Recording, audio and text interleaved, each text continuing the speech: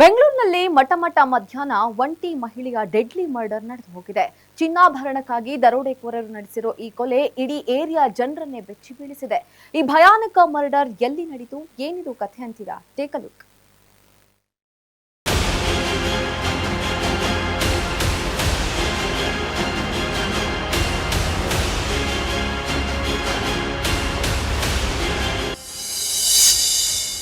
ಬೆಂಗಳೂರಿನಲ್ಲಿ ಒಂಟಿ ಮಹಿಳೆಯ ಬರ್ಬರ ಮರ್ಡರ್.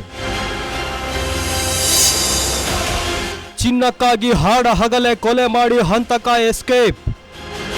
ಕಾಟನ್ ಪೇಟೆಯ ಜನರು ಈ ಕೊಲೆ ಸುದ್ದಿ ಕೇಳ್ತಿದ್ದಂತೆ ಒಂದು ಕ್ಷಣ ಭಯಕ್ಕೆ ಮೌನವಾಗಿದ್ರು.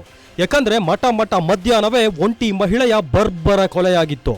ಹೋಲ್ಸೇಲ್ ವ್ಯಾಪಾರಿ ಪ್ರಕಾಶ್ ಎಂಬುವರ ಪತ್ನಿ ಲತಾ ಅನ್ನೋರನ್ನ ಮನೆಯಲ್ಲೇ ಭೀಕರವಾಗಿ ಕೊಲೆ ಮಾಡಲಾಗಿತ್ತು. ಮಧ್ಯಾಹ್ನವೇ ಮಹಿಳೆಯ ಶವ ಮನೆಯಲ್ಲಿ ಅನಾಥವಾಗಿ ಬಿದ್ದಿತ್ತು.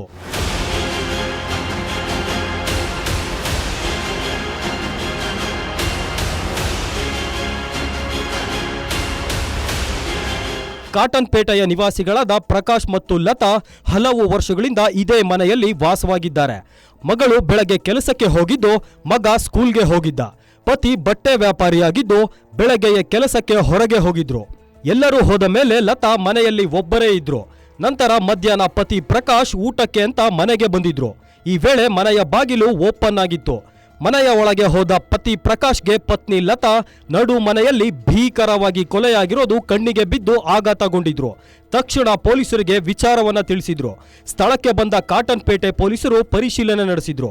ಈ ವೇಳೆ ಮನೆಯಲ್ಲಿದ್ದ ಲಕ್ಷಾಂತರ ಮೌಲ್ಯದ ಚಿನ್ನಾಭರಣ, ನಗದು ಕಳುವಾಗಿರೋದು ಗೊತ್ತಾಗಿದೆ. 12 ಗಂಟೆ ವೇಳೆಗೆ ಮನೆಗೆ ಬಂದಿರೋ ಹಂತಕ ಈ ಕೃತ್ಯವೆಸಗಿ ಪರಾರಿಯಾಗಿರೋದು ಪೊಲೀಸರ ಪ್ರಾಥಮಿಕ ತನಿಖೆಯಲ್ಲಿ ಗೊತ್ತಾಗಿದೆ.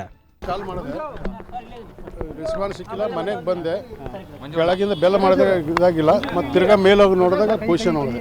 ಇನ್ನು ಈ ಬರ್ಬರ ಕೊಲೆ ಬಗ್ಗೆ ಪ್ರಕರಣ ದಾಖಲಿಸಿಕೊಂಡಿರೋ ಕಾಟನ್ ಪೇಟೆ ಪೊಲೀಸರು ಮನೆಯ ಅಕ್ಕಪಕ್ಕದ ಲಾಡ್ಜ್ ಹೋಟೆಲ್ಗಳ ಸಿಸಿಟಿವಿ ದೃಶ್ಯಾವಳಿ ವಶಕ್ಕೆ ಪಡೆದು ಪರಿಶೀಲನೆ ನಡೆಸಿದ್ದಾರೆ.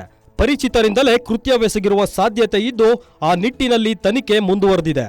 ಹಾಡ ಹಗಲೇ ನಡೆದ ಒಂಟಿ ಮಹಿಳೆಯ ಹತ್ಯೆ ಸ್ಥಳೀಯ ಜನರನ್ನ ಬೆಚ್ಚಿ ಬೀಳಿಸಿದೆ. Netravati Doddamani, crime bureau, guarantee news.